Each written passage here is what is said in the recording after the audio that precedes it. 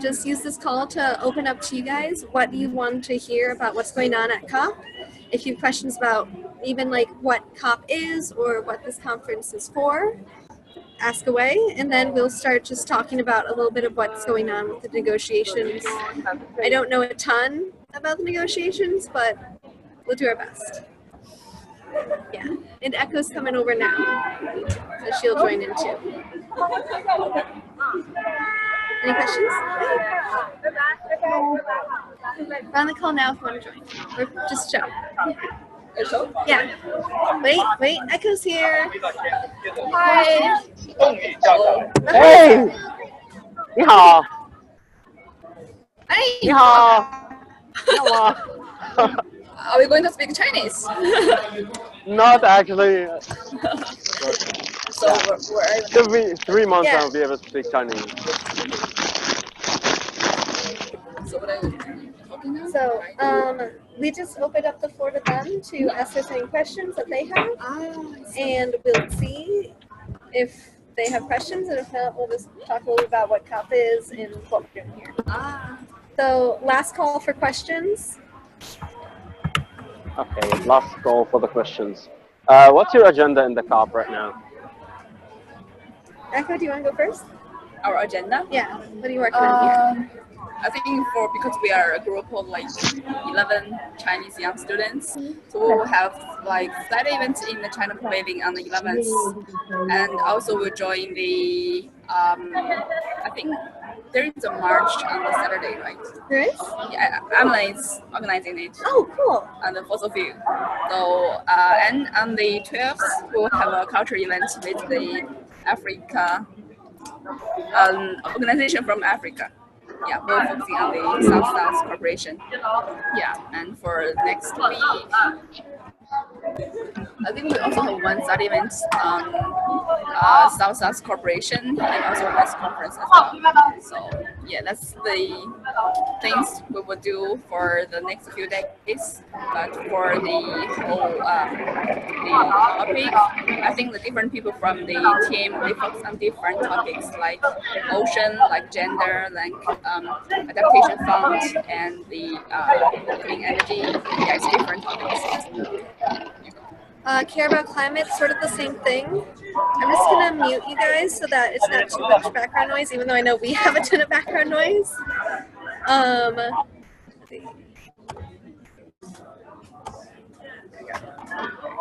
on our end, it sounds quiet now. So yeah, what Care About Climate is working on is, as a delegation, we're focusing on capacity building, since, I mean, that's what we're trying to do with online youth exchange and some of our other programs. And so in Article 12 of the Paris Agreement, there's the whole article is talking about capacity building and how stakeholders, meaning the general public, environmental groups, even indigenous groups, businesses, researchers, they should all be involved in the decision-making process of the Paris Agreement and its implementation. So Pradeep, for example, is working on accessing green climate funds in Nepal, right? More or less? Tell me if I'm wrong. And working to help get that funding to organizations that can use it and will kind of build up Nepal's resilience when faced with climate change issues. Is that a good summary? Accurate at all? Yeah? Okay, good. And so Article 12 of the Paris Agreement is talking about how we can get these stakeholders involved, like Pradeep and like CYCAN, like Care About Climate, and how we can have more of a voice in the decision making, so it's not just the countries working on it. So that's what, as a delegation, we're working on. So I'm working with the working group that's focused on that. It's called ACE, which I think stands for Achieving Action on Climate Empowerment. Okay, that. I did not know what it stood for. I just joined the group. Acting on Climate Empowerment. Good to know. And then we also have members of our team that are working on topics like human rights, agriculture, and health. And then Amelin, who was in China with us last year and is one of the mentors this year, he is working on actions. So he'll put together a space called the Art Space, and that's where people who are wanting to create art about climate change or about a specific issue that that's being discussed in the negotiations can go and create banners and signs and things like that, or works of art. They can screen print T-shirts and things like that, so that people can have a visual representation of what's going on in the negotiations and what they'd like to see. And then throughout the COP, people organize actions, they're called, where you go out and you hold up a big banner and cheer or relay a message about what you're wanting to see in the negotiations. So next week he'll be doing one with a particular orange man wearing a bubble and having climate solutions, just balled a piece of paper thrown at him, and him ignoring them, indicating that he's not wanting to be part of the Paris Agreement. I don't know who said orange man could be, but he wears a toupee, so that's all I can tell you. And then yesterday we had an action where we asked people to step up their NDCs to cover the emissions gap, because the UN Environmental Program released a report that said that only 1/3 of the emissions reductions that are needed to reach 1.5 degree as like the target for the maximum amount of climate change in terms of global temperature average increases is 1.5 according to the Paris Agreement. And so we need to increase the nationally determined contributions to the Paris Agreement to a point where they can, cover that whole gap to reach 1.5. Otherwise, we're going to shoot past it and go to like 3 degrees Celsius of global average temperature increase. So that's what we're working on in a very long worded version. Okay, Sarah? Yeah? I just want to know, in my COI has already completed and the COP is going on, and I think first session of the COP is going to by tomorrow. The first session will be finished, and then from Monday another high level session will be started in the COP. It depends, because the negotiations last 2 weeks. Okay. But there's an agenda of events of what they'll be discussing in the negotiations. So all the parties to the UNFCCC, which is the United Nations Framework Convention on Climate Change, they each have a party representation represented here, and they are all involved with different agreements that have been made. So there's the Paris Agreement, which is tracked as the APA, which is the ad hoc working group on the Paris Agreement. There's also the SBI, which is the subsidiary body for implementation, and I think that relates to Kyoto. And then there's SBSTA, or SubSTA, which is the subsidiary body for adaptation technology implementation or something like that.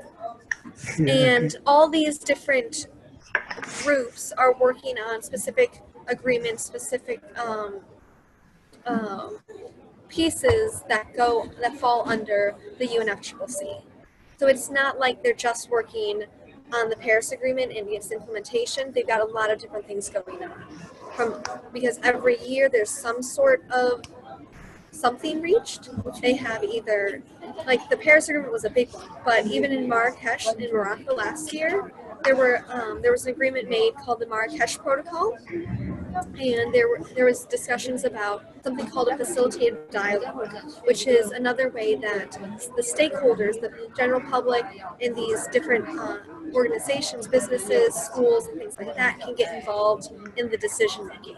So last year, what they came up with was this thing called a facilitated dialogue, where we'll bring these constituency groups together and all the stakeholders together to discuss what they foresee as being a solution for climate policy. Okay, so what are the main like discuss point during the COI? Like Pardon? major discussed point during the COI. Oh, Koi. Yeah, yeah, That was where so Koi was last week, and that was the Conference of Youth, and that was a space yeah. where youth came together and worked on the policy that they would be advocating for during COP. So the youth have their own constituency group, so they're recognized by the UN as an organization or a network of organizations that should have a say in these facilitative dialogues, in the Paris Agreement, and just have an option to influence negotiators and have a presence at COP. And so at COI, we were working on those interventions that we'll be giving during the negotiations. And so throughout this week and next week, there are people who are going to the negotiations and speaking on behalf of Youngo. And a lot of that was worked out during the COI. In addition, we had workshops in all these different events where we learned about, CYCAN did one about a typical day in China and looking at your energy use per day and the consumption and emissions per day that a typical Chinese person has, and then we compared it and figured out what, for example, my daily emissions look like, and how does that compare to what they are in China, and how can we reduce that? Hey, Alvaro. Okay. So Again, yeah, that was what we did at Koi. Oh, okay. okay. Yeah. I'm gonna let you take this one while I was gonna take this one because I need to plug in my computer. Okay. So my question is for Eco. Okay, please. Simple question. No, I will. Okay, you have just raised like COICAN is like raising the issues of South cooperation. So so how you like, yeah, so how this South cooperation is discussing on the COP, and so how you are doing for that discussion? So what are the major issues in the South cooperation? What are the major issues that you are raising? I think for this year, why we are focusing on South cooperation, like one reason is like we do have this cooperation with one organization from Africa, but for the other one is like this year we have the president country, no sorry, the Fiji is doing the whole organization of COP, so which means like the whole COP will be focusing on the like indigenous people and also the developing countries.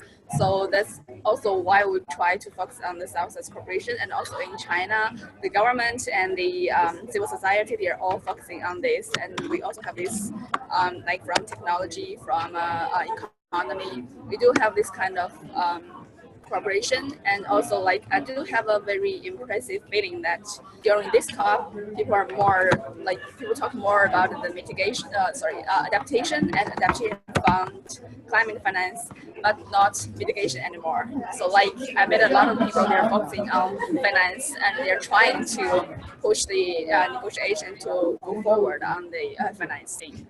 So yeah, that's also like why we're focusing on this. And during the COP, we will be mainly do something with the people from Africa and try to really see like how we could engage together. I think until now there are a lot of people from Africa. They're coming kind of to the Chinese organization and are seeking for like potential cooperation chances. So that's something like I do feel it's new for me, like because it's not only China is trying to push forward the South cooperation, but also the other parts of the world, they are also trying to like seek new chances for this. Yeah. Okay. Thank you. Thank you. PJ? Yes, yeah, I'm very happy to be connected with you guys and get to know about what's going on in the COP. I was wondering that I wanted to know just like how youths are getting involved throughout the event. It's a long event, and I want to know that how youths are getting involved in it. Did you get it? Well, I'm gonna turn around the camera and see if you can see. Mm-hmm. There's Yeah. a group of youth sitting here and over here and over there. So there's a lot of, especially in the space that we're in, which there are a lot of youth who are here representing their universities, representing the environmental organizations they work with, and trying to talk about some policy initiatives that they'd like to see.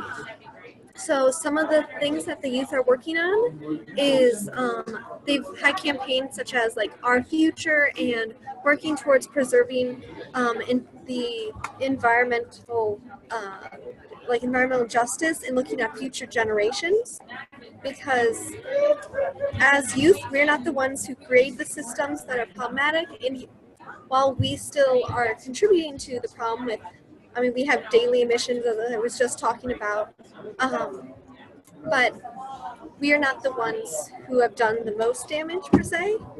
And so we're trying to advocate for that, the fact that we want to be able to grow up and like see parks and like get around and transport ourselves without living in an area that's just completely smog riddled and dirty and contaminated. And so we want a future that is green and sustainable and environmentally friendly and doesn't have these natural disasters that people are facing around the world in their own countries because of the climate change that has been brought about by past emissions.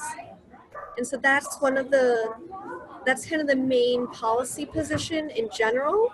And then more specifically, in terms of capacity building, the one I was talking about earlier with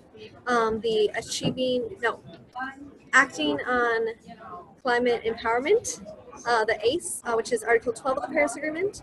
There we're talking about ways that governments can work with youth and support our organizations. So whether it's giving funding or to our organizations, giving badges for events like this to youth party members so that they can sit in on the negotiations and learn about it, and then eventually get into like a ministerial position where they can contribute. They're working on Adaptation Fund, which is trying to get money for their country or organizations within their country to change the way they function to adapt to climate change, so that they don't have as big an impact in the future. There's people working on gender and women's rights, I believe it's called, is a working group, and they're working on having more equality as like a gender balance within the conference, because there's still not a 50-50 split of men to women. As well, there's a lot of people working on intergenerational equity. Hold on, I just dropped something. Sorry. So intergenerational equity is having the youth voice be heard and also respected. Because a lot of the times we speak and people are like, oh, you guys are cute, but I'm not going to do anything you just said. And so we're trying to get them to actually listen to us and engage with us in a positive way and, kind of care about our opinions. The other day there was an event, and it was led by the Fijian youth. And so they had party badges. They were official. Hey, that one of your students, Salvador? Is that one of your students? Maybe? Yes, it's one of my students. Okay, cool. Yeah, Yeah, this being a middle schooler, probably. Yeah. middle school. So we were at this event, and it was being led by the Fijian youth, and we were talking about how governments can work together with youth to be empowered, for the youth to be empowered and have a larger role in these negotiations. And a gentleman from the German delegation came up to us and joined our discussion and started telling us about how we wouldn't have an impact until we got into politics. And we're like, well, we're here at a UN conference that's kind of political. Does this not count? He's like, no, that doesn't count. Like and he said, it's really adorable that you're working with these NGOs, but until you get into politics, you're not going to make a difference. And so that was something that I was really upset by. And the other other people in our group were really upset by, because he was basically saying that our voice didn't matter until we had an official government, like we were working for the government, which was sad because he was talking to people who were in Germany who he was, one, supposed to be representing, and two, he was talking to Fijian youth that had a party badge, and so they were working with their government. And we were all doing a lot of really great work in our countries, in our communities, and internationally to address climate change. And so for him to say that was just a really good example of the kinds of things we're facing when trying to engage as youth in this space. But I think we've been able to do a lot, even so, and kind of keep trying to make our voice heard. So there have been more people meeting with us, especially with this facilitative dialogue that's going on. Okay, thank you very much. And one thing I'd like to address more or new from you is that the climate justice, okay, about the climate justice thing and how it is going on, or how things are being raised about the climate justice. Yes. So today I was in a negotiation session, which Alvaro, I got to meet one of your delegation members, which is really exciting. Yeah, super exciting. I got the card of someone within the Chilean delegation, and I was super happy because I'm gonna ask them to hire me at some point.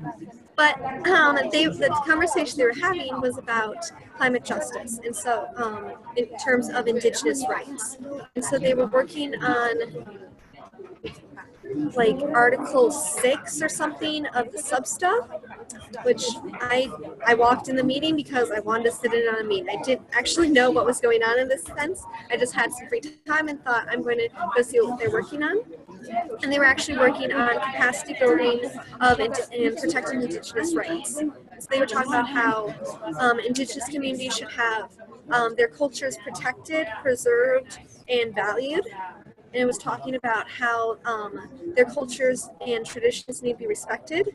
There should be means through which their lifestyle can be protected so that they're not having to adapt to a totally new culture or region or climate because of climate change and the way the negotiations are going and the sort of solutions that they're coming up with. It shouldn't be pushing indigenous people out of their land. And then as well, they were talking about how if an indigenous culture or a local community has a traditional medicine or farming style, their intellectual property should be protected. So companies like Monsanto have their intellectual property protected. You can't use their seeds without them getting paid for it. Mm-hmm. And this was saying that indigenous people should have the same protections. If they have a traditional farming style or a set of seeds or things like that, they should be compensated for the use of those. And other companies should be able to profit off putting a copyright or a trademark on that process, and they be the ones to gain instead of the indigenous community. So it's essentially protecting their rights and knowledge and traditions. So that was one aspect of climate justice that was addressed this week. Okay, thank you very much. Any other questions? Hey, Sarah. Hey, Jasmita. How is going with the educational stuff? Like, what they talk about the education of climate change or the education for ecological stuff? They are talking about yeah. that or no? A little bit. They're talking about how they need it. They're not talking about how to put it into action.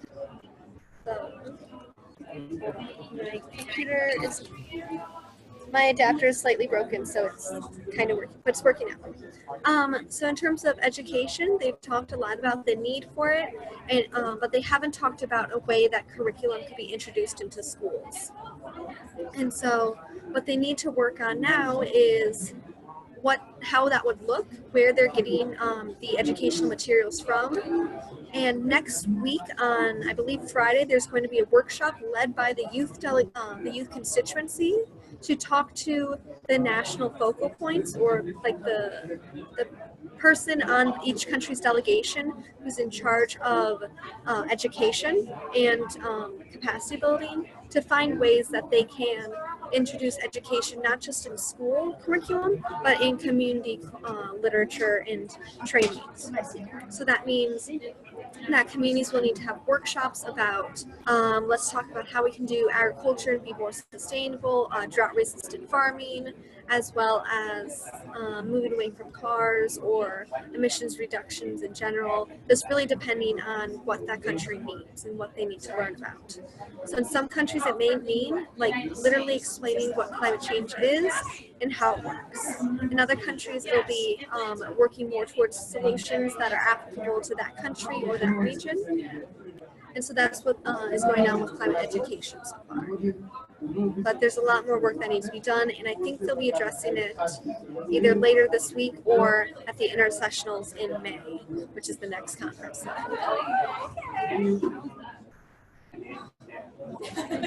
Thank you. I may have a question in here. Yeah? Okay, can you hear me? Yep.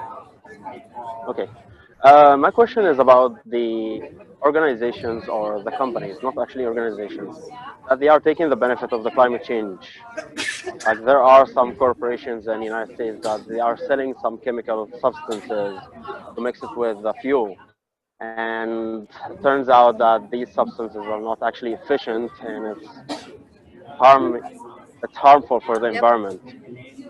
So have you heard about any kind of movement in the Yes. COP and some sort of negotiations about these type of companies? Because they're actually making benefit and making the climate change issue looks like it's vague. Or Yes. those people are That's just definitely a wasting their time. conversation.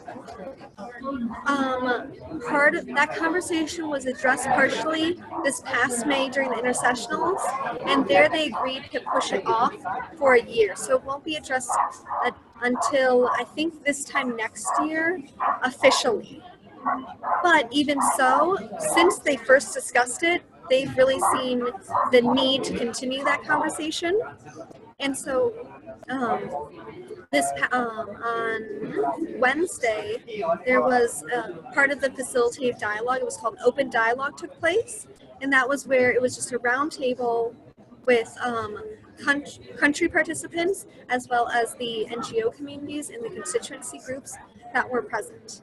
And they had the secretariat, the person who facilitates all the meetings, had said, we don't want to talk about this conflict of interest and where some organizations within the space are having undue influence or they're profiting off of telling people that they're working towards climate change when they really aren't. They did not want that to be part of the discussion. They explicitly said, we want this to be like a positive, engaging discussion and don't want to talk about that. Even so, a lot of the constituency groups said this needs to be addressed and we need to address this now, and this is going to be a space that would be a good time to discuss this because we're all present. But and so there's a constituency group called Bingo. So we're Youngo because we're youth, so it's youth NGOs. And Bingo is business and investors, non-governmental organizations. So that's where you'll see groups like Monsanto, you'll see Dow Chemical, Shell, Petrobras, all these different multinational firms, in most cases, that are working on the business end of things. And a major part of that is these corporations who are benefiting off of the use of fossil fuels, or almost worse is when they do greenwashing, which is when they say that their organization is doing things for the environment, they say that they're sustainable, and they're not at all. And so that came up in the discussion on Wednesday, and what constituency bodies were saying was essentially that these people should not have a seat at the table, they should not be part of the discussion on climate change, because not working towards it. They're working against us. And so the people who do have a seat at the table should all be moving towards the same goal of environmental sustainability. And if these companies don't want to work towards that goal because they want to keep with fossil fuels, they're giving presentations about clean coal and things like that in the COP space and trying to brainwash people into believing that coal will be clean in some way or that natural gas is natural. These sorts of conversations really shouldn't have a place in this space, is what the argument was. And so that was what we discussed in the open dialogue. We were saying there were a lot of groups that said we don't want them to be part of this. We essentially want them kicked out of the UN Embassy. And the response to that, actually the US responded to that and said, we want all voices to be heard. And we'll, and that governments can choose who they listen to. Yay. So yeah, that's what's going on there. So there are countries that are paid off by these organizations that they get a lot of their funding from, or their tax income is coming from these sorts of organizations. Indonesia was also there, talking in the same terms as the US, because the forestry, or like lumber, I guess, and palm oil industry has such a big influence on how their government works. And so it's paying for a lot of their government actions. So that's something that's hard, because you have these countries that have it's not even a hidden agenda, it's just an agenda that you can't work around. So it's an issue that we're trying to address. Any other questions? Oh, Okay, thank you, Sarah. Can you I call come with echo something to for? share. Yeah, she's here now. Yeah. Oh. Since I have Okay. to go, so I will just quickly share the things Sarah just mentioned before. So it's the key topics of the. I don't know if you can see it. Yeah. Okay. Somebody can send this actually by email or something like that. Yeah, I can send the link later, but I'm not like in this call on my computer. So, yeah, it's made by Climate Tracker, and they kind of like write down all the key topics like is going on in the negotiation, and you can see really like this CMA. It's the again the Paris Agreement meeting, and also the APA about the Paris Agreement again, and also the SBSTA Sarah just mentioned, or you can see it, and also the key topics they are talking about under each topic. Where is it? It's here. Yeah. Yeah. So through this, you can kind of understand the whole structure of the negotiation. Yeah, so I will send the Yes, link, and that'd be then awesome. you can get on. Yeah. Cool. I have to go All right, now. thank Yeah. you. Thanks for joining the call. Yeah. Okay, go. Oh. She left. She has to go. Yeah. Top is busy. Okay. I wanted to ask her about the Ilailu road and belt initiative that's okay. made by the President Xi, and if they have something like not the current delegation, not the current CY10 delegation, but maybe the Chinese government in the COP have some kind of agenda, and they will discuss something about broad and belt and the COP, because actually I've read I've read a lot of articles about road and belt, and I found it a lot of sustaining the future and focused on sustainable development goals. So partially they will be interested in climate change in particular. Okay. So I wanted to ask about this. Give me 1 second. Are you Time. able to answer questions about the Chinese delegation, or are you busy? Maybe. Okay, so hello, it's Yura. Hi. Yeah. So your question was, what is the Chinese delegation doing in terms of the Belt and Road Initiative within COP, and how are Within COP, yeah. and as a way to forward the Sustainable Development Goals. Is that correct? Mm-hmm. Yeah. So what's You mean the whole Chinese delegation or just news delegation?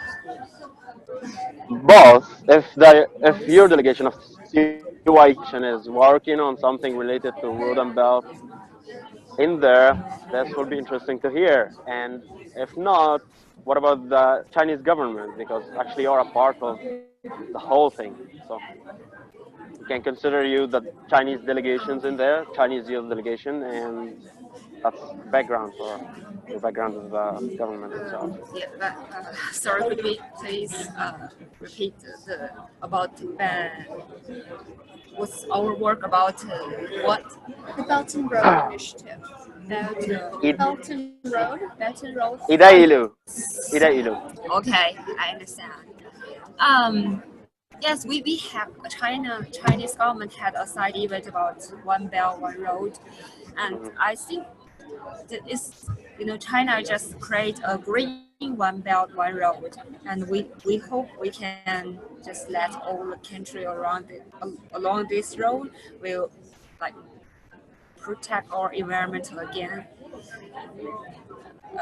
Yeah, together. Yes. I don't think our youth delegation do so much on this topic. I think the government do much more, and they gave us the side event about why the Green Silk Road, One Belt One Road is important, and like Chinese government is really eager to build this green One Belt One Road. And we Yeah, are but the very type of cooperation between the countries that one belt, one road is this type of initiative is really big. Like there are a lot of countries that will be engaged in this kind of yes initiative, and at yeah the same time, I saw that there are some sub initiatives or sub movements are making use of that type of networks in terms of globalizing the problem of the global warming and globalizing the yeah solution of the global warming in terms of globalization at the same time. So that's why I'm like, if maybe yes the Chinese government will have the big pie of the big piece of the pie, but in particular, if you have like the Chinese delegation will be Chinese delegation from the government, the Chinese government delegation will have a lot to discuss about this. I'll be grateful if you can share it with us now or later if you have some time. yes, I think global issue climate is a global issue, and you know American just with the Paris Agreement, so the whole world want to China become a leader or something to deal in this issue. But China don't have this ability, not powerful enough to be a leader in this climate issue. But we want to all the world like protect the environment together, and what we could do is collect is build a group and let us do this together. And this, I think, Chinese government and people has a belief of like do all the things together and like economy growth together and also climate issue we can deal with it together. So I think it's why China built this one belt one road, and you can see China really want to figure out Okay, climate issue. okay, 谢谢. Thank you.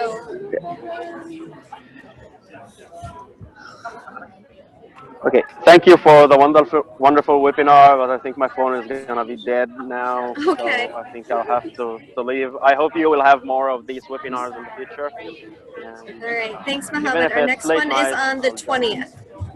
We have one on the 20th, and I think it's about energy efficiency.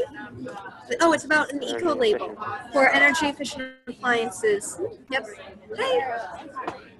All Okay, right. Bye, Mohammed. Do okay, we have thank any you. other questions or general information that people want to hear about the COP? Sarah, But I wanted to know that. Wow. Hi, How is everyone. Pardon? yeah, I wanted to know that how is the participation from Global South Their participation in youth or in general? in general? Yeah.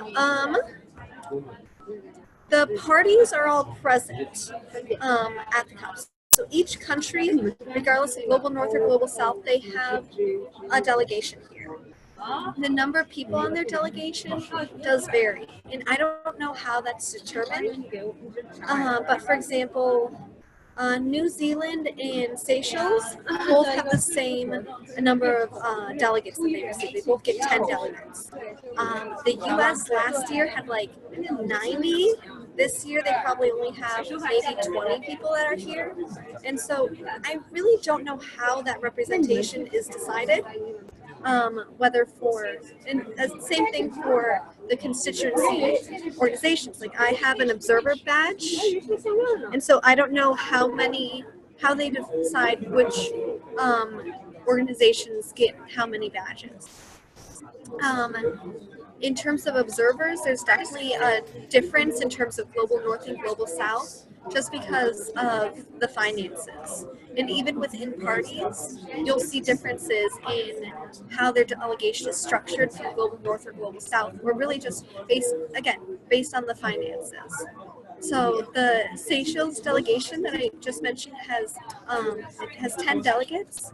I think they only have maybe 4 official party delegates, and then the rest are people that have volunteered to help their delegation. So there are 2 youth members who have a Seychelles badge. So they have an official party badge that says they're from their government, but they can work on their own things within the COP, and then they go to negotiations and report back to the Seychelles delegate party in their government and kind of says, okay, here's what they talked about, and they are just a representative of their needs. And so that's one way that global South countries have tried to increase the size of their delegation if they don't have the funding to fund, another official delegate from their government to fly to Germany for it. This year there's been something called the Global South Scholarship, and that was for youth from the Global South. And so there might have been a couple of people here that applied to it. And Amelin also applied to it, and he is here on the Global South Scholarship. And so private funds as well as some government funds were mobilized to bring 30 youth from the Global South countries to the COP and to participate in COI, which was the Conference of Youth that happened last week. And that was a way that people were working to try and get a louder voice and a louder platform for Global South participants to contribute to the negotiations. What was really encouraging about the 30 people that came is that 15 of them are on party badges, which means that their government is recognizing the importance of their presence here. They're starting to recognize the role of youth, and they're giving them a platform to have an even greater impact. I found this a great experience. Like in India and Indonesia, there's still like development. Did that answer your question? Yeah, very much. Okay. Yep. You raise your hand. Hi. Can you hear me? Okay. Yep. First of all, I want to add some points about the question about one by one road as just now. And from the Chinese government's perspective, it's not only about the business. If you look at the statistics about CO2 emission, we are still the top 1 country with most air pollution, most serious air pollution issue, and the CO2 emission may as much as the whole that of the whole CO2 emission of Europe. And another thing is China has now heavily rely on the traditional energy, such as fossil fuel, which cause serious pollution. And I think the One Belt One Road is really in pursuit of the innovation about sustainable technology, and especially the nuclear power. And this makes me wonder about one question that I want to ask you. Have you ever had any certain criteria for what is environmental friendly action and what is not? The criteria for an environmental friendly action. For example, people may tend to say it is very good to cut down the use of fossil fuel. For example, we can use some alternative, some like the solar power. But if you look into details, the production of pure silicon for the use of the solar power may cause even more pollution if we take if we add up all the input and output together, if we look into the potential emission and anything, if we add up them together, we may find this may not be a very good idea for some certain circumstance. That it's just use knowledge of life cycle assessment. You know that? Yes. So I want to know, how do you say whether certain action is really environmental friendly? Yeah, it's very hard to say because there are so many different ways that things impact it. And here I think most of the conversation has been about carbon emissions. But I can show you. Today I was handed a banana that said, "This normal everyday banana is more radioactive than living near a nuclear plant for one day." And so they just like were handing out bananas with stickers on it. That we're talking about how we should use nuclear energy because it doesn't have, like, there's just so much fear mongering around nuclear power, and that maybe it's not as bad as some people are thinking, and it's more of just like a psychological thing that is the issue with it. Other people come at it and say, well, the nuclear waste is the bigger issue, and so if, like, what do we do with the spent cells? And so that is a reason why we can't transition to nuclear. And then the nuclear energy advocates come back and say, well, every time we shut down a nuclear plant, it's replaced by a coal power plant in almost all cases. And so it's really this very tense balance of what really is the best solution. And it goes down to really what your environmental ethic is. So are you an ecocentrist? Are you an anthropocentrist?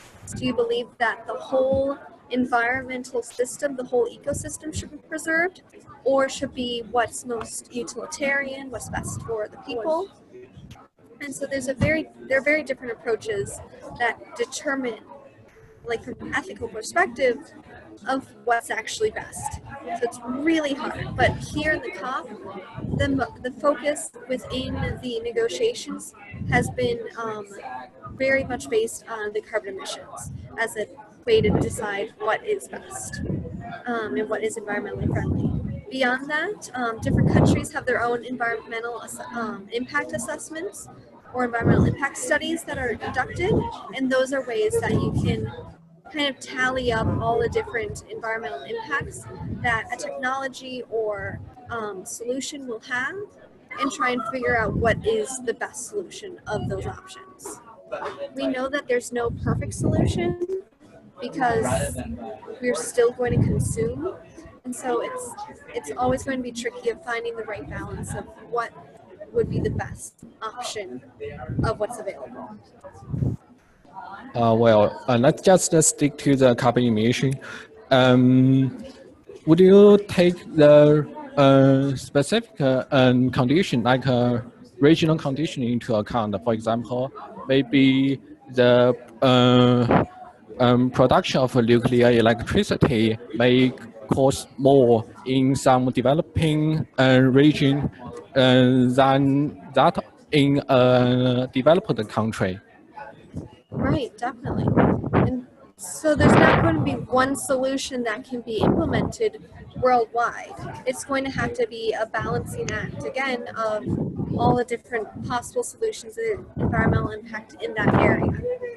So, for example, in Chile, solar is a great way to use. It's a great source of energy, and like half the country is is changing over to using solar energy almost exclusively, because they have a big desert, but they don't get a lot of rainfall. There's bright sunlight. They're within the tropics at that point, I believe, or close to it. Maybe just close to it. Not exactly sure where that line falls, but they get a lot of sunlight and they don't have cloud cover. So it's a great energy resource for there. That would not necessarily be a great, I mean, Chile also has a long coastline. So like tidal energy is something that they're considering, whereas they won't because again, they still have a land constraint because it's a very narrow country. And so it's trying to figure out how many solar panels can we put in that don't diminish the quality of the environment. And then they also have a lot of copper mines that are mining the copper that's going into those solar panels. So what is the sustainable balance of how much natural resource depletion do we go into by extracting all this copper? And I've seen the effects of what when those tailings get into the water supply of communities. And so it's like we want more solar panels, right? But there's an environmental cost to creating them, and it affects those same communities that are benefiting from them. So it's something that you just have to take into account as many of the factors as possible, I think. Well, so where does that banana come from? I don't know what it is. It is from Nuclear for Climate. Yeah. Oh, I see. Yep. Thank you, Sarah. So yeah, I was like, thank you for breakfast. You're welcome. I think we've got time for maybe one more question before, and then it'll have been an hour. And I have to meet with someone else after this. I can't stay too much longer, but do we have one more question? It's fine.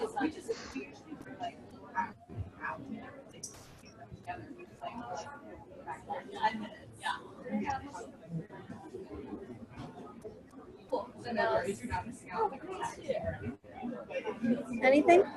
Okay, cool. Yeah.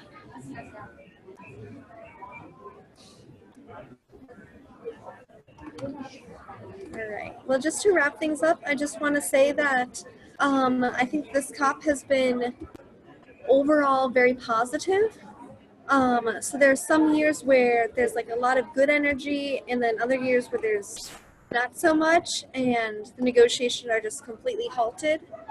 There has been a lot of blockage in just in the government, or I'm sorry, in the negotiations with different countries saying, oh, we don't accept this, or we don't accept this. And because it's of how the negotiations work, it's all based on consensus. So if one country says no, then they can't do anything. And so one example of that lack of consensus is this past week with the same, I don't know which part of the substuff, but they were working on something with agriculture, I believe, if I'm not mistaken. And there was one country that raised a complaint and said, I can't go through this, I don't agree with it. I'm not sure what country that was, though. I can try and find out if you're interested. So this country said, nope, we want to stop the negotiation process. I cannot approve this amendment. And so they stopped, they had to rework it, and they reworded that section of the paragraph or whatever it was. It's very technical how the negotiations work. They go paragraph by paragraph and say, this word needs to be changed. No, this word should be added. This one should be taken out, and things like that. So the negotiations I was in, it was just like displaying on the board a Word document and someone just going through making edits or making suggested edits. And then once they have all the suggestions in for that text, they'll go back up to the top and say, okay, who votes yes to this? Who votes no for this particular subject, this particular amendment? And so they find this subcommittee had finally gotten over the disagreement, and they were about to kind of start moving forward and working on towards that consensus. And New Zealand said, we can't meet tomorrow to discuss this and to move forward on this because we are holding an event with a coal company that wants to talk about clean coal. So we can't be there because our whole delegation is going to be at this event. So they stopped the proceedings because they can't even meet unless all the countries are present. So that was an issue where they're just not working together. But overall, I think there's been a lot more positive energy than at the last COP per se. The U.S. is contributing to negotiations, but from what I've heard, they're being just largely ignored because they don't really have anything to contribute to this conversation if they're not going to contribute in terms of financing or reaching for the Paris Agreement goals. So if they're not going to do anything, no one's going to listen to them, which is probably a good thing. But yeah, that's what's going on here. I'm just going to pull up the dates for our next webinars so that I can give you a rundown. So our next webinar is going to be the 20th, and that's going to be on the eco-energy label and strategies for increasing energy efficiency and having a smaller carbon footprint.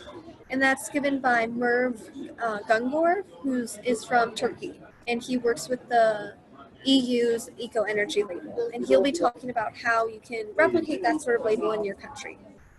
And then on the 30th, we'll have another call about COP23, where we'll kind of review what the conclusion was and what we learned from it. All right. I want to encourage you to keep talking with your partners and find a time when you can give your presentation, because in December, it's all on you guys. So after these next couple of calls for November, it's all on you guys to present for the rest of the year. So I'm excited to hear from you guys because I've been talking too much. All right. Has anyone still had issues connected with their partner? Last question.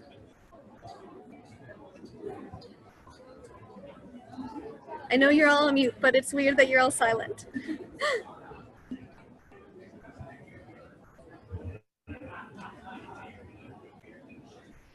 All right. Well, if you do ever have issues connecting with your partner, reach out to Pradeep, Amalin, Yiru, Yimin, or Rushu or I, and we'll help you reconnect with them. Thank you so much for coming on and for your questions, and let's keep in touch. I'll see you on the next call on the 20th. Bye, guys. Bye bye.